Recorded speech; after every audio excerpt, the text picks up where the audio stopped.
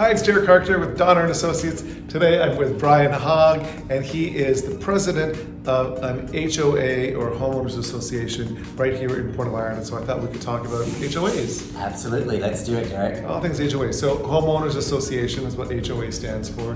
And if people are buying condos here, a lot of times they'll say, what are the HOA fees and what do they cover? Right. So a Homeowners Association is what exactly?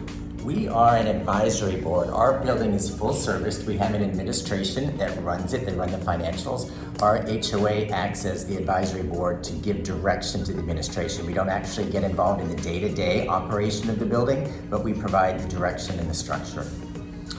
Okay, so typically people here, when they ask about HOA fees, they vary depending on the building. Yours is kind of a fancy building, it'll remain nameless, but $500 is a fair amount here for a condo building, but let's say average. There's some that are a little bit more. They're not over 1,000, which is still a lot, but the high ones in town are about 750 US, and they start around 200 or 300 for some.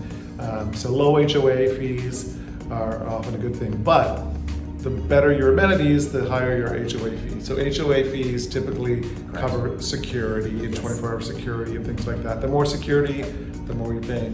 Right. Pools, the bigger and more pools you have, the more you pay. Correct.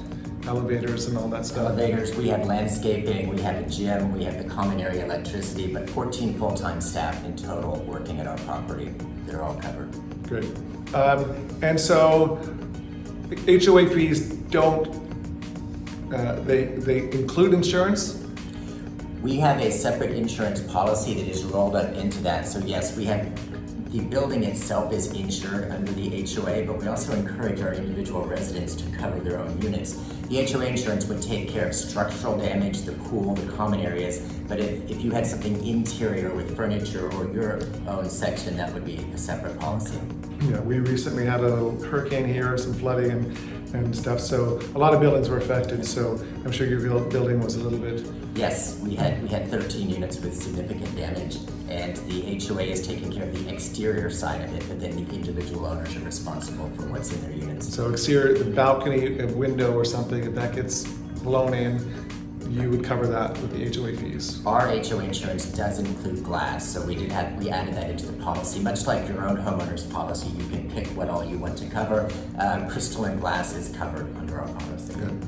And it's good to check and ask your HOA, because I know there's some buildings that don't have hurricane insurance here or earthquake insurance, so if it's important for you, if your building didn't have earthquake insurance, you could get it for your individual unit? You can. I think anything is available individually. And interestingly, here, earthquake is rolled up with volcano insurance, so you get covered by both of them. We haven't had a volcano yet here. We've had pretty much everything else. But usually the hurricane insurance is very expensive. It almost triples the price of the policy. So we have glass. You have to sort of take the separate parts of the policy out. But the actual hurricane itself, no. But the components of it are included. Now, a lot of people rotate through the boards, and people there's a lot of expats that are on the boards, but it's not just for expats. Anybody that's an owner can be on the board, correct? Absolutely, and that's how we vote. So we have 80 units, and every unit gets a vote on that, and we have a 7-person board that rotates annually. We do it, all condominiums are required to have an annual general assembly. Ours is in February, but that's flexible based on your condominium, and then each year you elect a new board. Now, is the vote per unit or per owner? If there's 2 owners of a unit, do they get 2 votes? It's actually based on the square footage of the unit, so it's proportional. We have 2 bedrooms, 3 bedrooms, and some penthouses. So the penthouse have about a 1.5 multiplier into that vote. So you also get taxed and your fees assessed on your square footage. So it's fair that way. You get to vote and you get to be represented based on the amount that you're paying in. Now, lots of people talk about horror stories that HOAs are never join the board. It's a nightmare dealing with all the tenants and all that stuff. Have you found that to be the case? You know, in general, we have such a great amount of, the people in Puerto are great, as you know. This is such a desired place to live, and people care. It's an investment. People care about their communities. And do I hear from residents? Sure, always. But it's never malicious. It's never mean. It's always with the thought of improving and helping people. But when you have 80 people, you're going to have 80 different priorities, and so it's just part of life. What's been the best or most surprising part about being president? I really enjoyed getting to know the staff. Again, we have a full-time team there. I'm fluent in Spanish, so I speak with them, and it's going down and just being really part of the community. It's not us and them. It's we're all in this together and enjoying that. And meeting people from around the world. We have about a third Americans, about a third Canadians, and about a third nationals who live there. So getting those different experiences as well.